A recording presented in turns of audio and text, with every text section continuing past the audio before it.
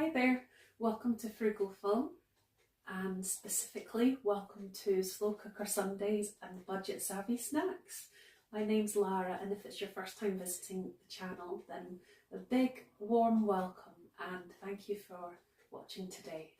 And thank you to everyone who regularly watches videos and has subscribed, etc. It means so much.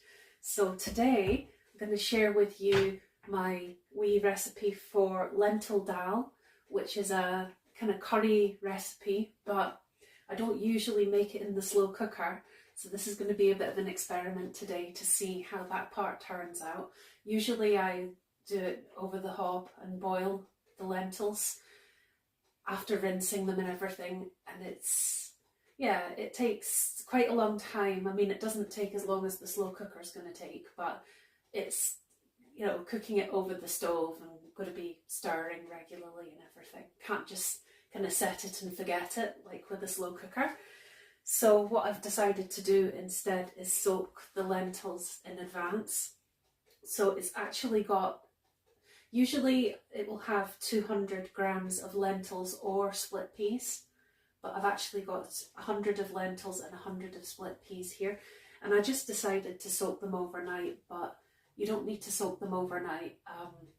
2 to 4 hours of soaking is enough. I just soaked them and then I ended up just leaving it overnight. As I say, I thought I'll just give them as long as possible because it's better, they say it's meant to be better for the digestion if you soak them for longer, so we'll see. So the other ingredients that are going in are, well, it's just a seasoning. So olive oil, some of the spices include ginger and cinnamon, half a teaspoon of chili flakes. I'm going to put some garlic granules in. No comment. See other videos. 1 teaspoon of cumin and 1 teaspoon of turmeric. And then I've got here a chopped red onion. I've got 3 small cloves of garlic. 2 big or 3 small cloves of garlic is a good balance. But there's also going to be some chili granules, not chili, oh my god, ground garlic granules as well. I just think you can't go wrong. But anyway, 1 stock cube. Oh, whoops, minus a few crumbs. And then 2 tablespoons of this tomato puree. And then, I'm not quite sure about this, but I'm going to try it with 1 cup of boiled water. So let's get a cup out. Just a kind of standard, yeah, like this amazing auntie size. So just a standard sized mug of boiled water. So I'm going to try it with that first. Keep a wee eye on it, add more if necessary, and also monitor how long it's going to need. I'll report back to you at the end of the process with the total cooking time and the total fluid required. So in the meantime, I will put all these bits and bobs in here and get the slow cooker on, and then let's get onto our snack for today. I hope you enjoy it.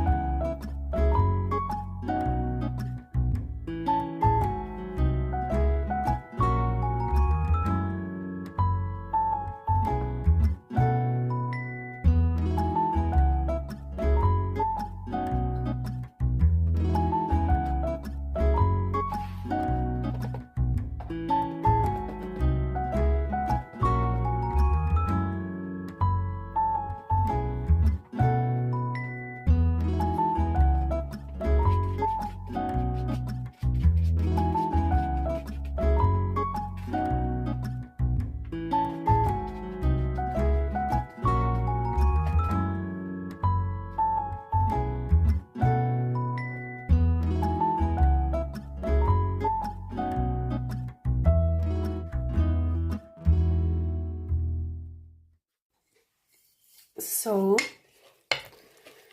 there's 1 cup of boiled water in this at the moment. I meant to say for the stock cube, just use whatever flavour you like. Mine is vegetable, but it could be any type of stock cube. So that's going to be, first of all, cooked for 1 hour on high, but it will end up being longer than an hour, I'm sure. But I'll probably be adding more water at that point. As I say, I'll report back to you at the end on how long and how much water. But while that's cooking, let's make the snack. Hi, right, while that's cooking, let's make the beetroot crisps. Beetroot crisps. They are more like chips in how they turn out when they're done like this, because they're not nice and crisp like you would want crispy snacks to be. And they were reasonably crispy, but it took a lot longer in the air fryer, and it's not really, I mean, they were going to burn, but they still didn't get to the desired level of crispiness, if that makes sense. So this is because it's the vacuum pack type. It's going to be a lot better to do it with fresh, as I was saying in the video on Thursday. As I was saying in the video on Thursday, once I can harvest some at the allotment, that'll make a big difference. I think it will turn out so much better. And of course, using fresh local produce is always more tasty. So that will be something to look forward to in the coming months. Weather is absolutely beautiful here again today. It's just so lovely. It's so warm. I feel like it's the height of summer. I'm not complaining, it's great, and I hope it continues. Managed to get a lot of laundry caught up with, which has been fantastic. So I hope the weather is good wherever you are, and that you've had a good weekend, ready to start a new week and almost a new month. I cannot believe that. May is just on the doorstep. Then we'll be like almost halfway through the year. It's pretty crazy. Does anyone else feel like time speeds up the older you get? I feel like since 21 onwards it's sped up, and then from 30 onwards it's just really sped up. So I've managed to squish out quite a lot of moisture, so that will help. Now they're going to go in here. They are going to get tossed in some olive oil, and take your pick of whatever kind of tasty, flavoursome spiciness you want. I'm going to use, yep, you guessed it, garlic powder, olive oil, and some curry powder. I've got some tandoori curry powder there, I'll use a bit of that. And I'll mix it all up and coat it in that. Hoping I can do that in this tub just so that there's a wee bit less washing up to do. That would be nice. If not, I'll just use a bigger bowl or something. And then it's going to go in the air fryer. Oh, and also seasoned to taste as well. One of the reasons I use garlic powder is to try and cut down on my salt intake a bit. It's just healthier for my heart and just in general. You know, it's not good to have too much salt. So, curry powder. Oh, there it is. I just found it. Oh no, that's garam masala. Whoops. Well, I mean, it's similar. It's kind of part of curry mix, so it won't do any harm. Imagine if it had been something else, like something that's totally incompatible. That would be bad. Oh wow, okay. Kind of overdosed a bit on the curry powder there. Whoops. Won't do any harm though. I'm sure you could use other stuff if you prefer chili powder or Cajun spices. That would probably be really good. That works really well for potato wedges. Homemade chips rather than crisps. So yeah, this is all getting a good coating. And then it's just going to go straight into the air fryer. and I'm going to do it on 200 degrees for 30 minutes. I'll check it after 25 minutes just to make sure it hasn't burnt. But if it's done from fresh, it would take a lot less time. I think it would be more like 15 to 20 minutes. So that's what it looks like. Time to stick it in the air fryer. Here we go. That's it in the air fryer. Just a single layer along the bottom. So see you in half an hour for taste test number 1. It just went bing, and I'm letting them cool. So my first impressions are I can't really let them cook for much longer because they'll burn, but they're not really that crispy. They're more, just trying to make sure I don't burn my finger. Yeah, they're more similar to wedges or chips texture than crisps. But once they cool down a bit, we'll find out if they firm up at all, hopefully. Okay, they've cooled down. Oh, don't slide off. So I've got some in here for some other snacky thing, some other time. And okay, so texture wise, right, that one's kind of crunchy. Oh, that's good. I wish they were all like that. All the small ones are crispier. Oh my god. Oh. That's the garam masala talking. Oh, yeah, they're way too spicy in bits because of the extra. Oh, they've got a lot of curry kick. Don't add as much curry powder as I did, and you'll be fine. When I made them a few days ago, they were, flavour-wise, they were spot on. It was just the texture. Today, the texture is much the same, except for the small ones. They're more like crisps. Like this is more like a crisp.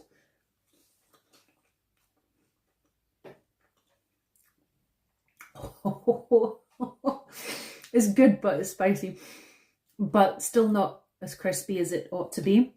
Let's do this again in the summer, and I will bring some fresh beetroot that's been harvested and we can try again. In the meantime, if you can get your hands on fresh beetroot, give this a try. Make it the same way I did, but you don't need to do it for half an hour, and I'm sure you'll get good results. And enjoy. Yeah, I'm going to need to get some juice to eat these, I think.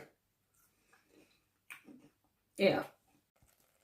So I let them, not them, it, them, all the hundreds of bits of lentils and things. I let it cook for 2¼ hours on high. And I only needed the 1 cup of water. That was it.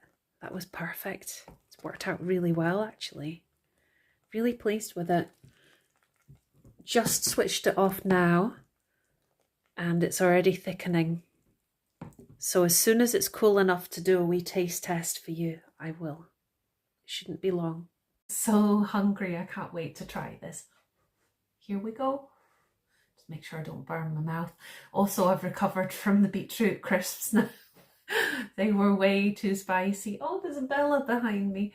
So this will not be super fiery like they were. Oh, yum. It's really delicious. It's come out really well. I actually prefer how it came out, and my phone's moving around. Stay still, phone. Yeah, it's, what are you doing, cheeky madam? So it's, hold on, let's get this Razzle. Come here, Razzle. Oh, she's just the cutest little thing. She wants her food and attention. Don't you, cheeky face? Right, sorry about all this. What I was saying is that it has actually turned out better than it would on the hob. I'm really happy with the consistency of this. I think soaking it has made a big difference actually. Both the soaking and the slow cooker part. So I highly recommend you give this a try. It's really delicious. It's so packed with protein. It's so nutritious. It's very straightforward to make. It's actually a lot easier to make if you are soaking the lentils and things. I really like the combination with the lentils and the split peas as well. It's much, much more delicious to have a combination of bit of variety. And it's very budget friendly.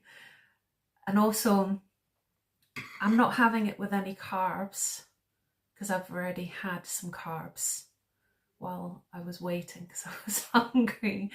So I'm going to skip on the carbs, but as with any curry, you could pair this up with some nice naan bread or rice or both, or chapatis or whatever you like your curry with. Enjoy, I'm sure you will. Thank you again for watching. Really fantastic to see you here, and looking forward to seeing you the next time on Tuesday for the April budget chat video. Take care, see you then. Bye.